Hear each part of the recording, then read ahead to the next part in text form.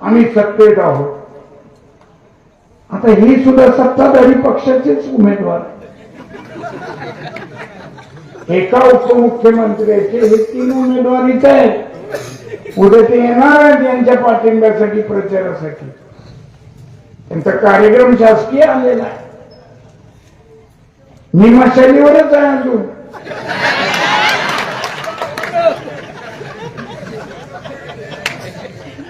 तुम्हाला गंमत कळते, मला करू वाटत कळत नाही किंवा करू वाटत नाही असं थोडंच आहे.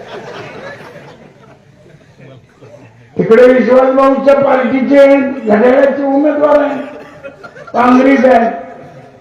त्यांच्याही पार्टीचे उपमुख्यमंत्री शासनात आहे.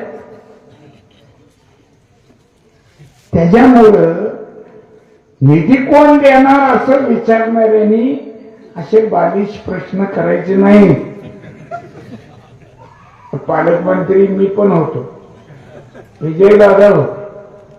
अनेकांनी पवार साहेबांनी या जिल्ह्याचं पालकमंत्री पद सांभाळले, पण त्यांनी कुठल्याही विरोधातल्या आमदाराला किंवा तू निधी कुणाला मागणार असा बालिश प्रश्न कधी केलेला नाही.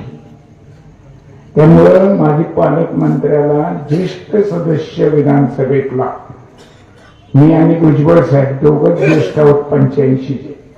त्यांचं 77 आहे, माझं 76 आहे.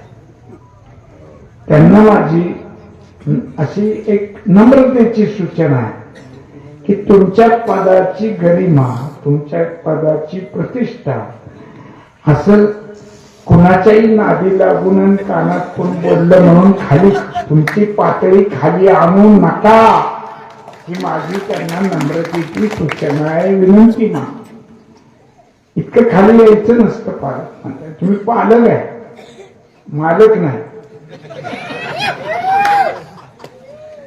एक शब्द पूर्वीपासून या पदासाठी पालकमंत्री म्हणून आहे.